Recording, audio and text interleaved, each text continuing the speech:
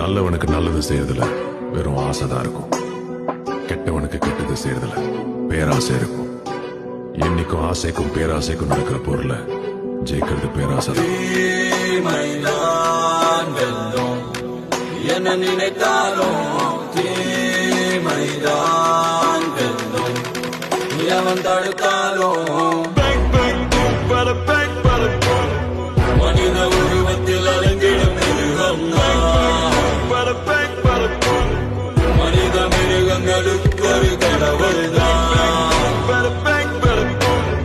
மனித உருவத்தில் அலங்கிடும் மிருகம்.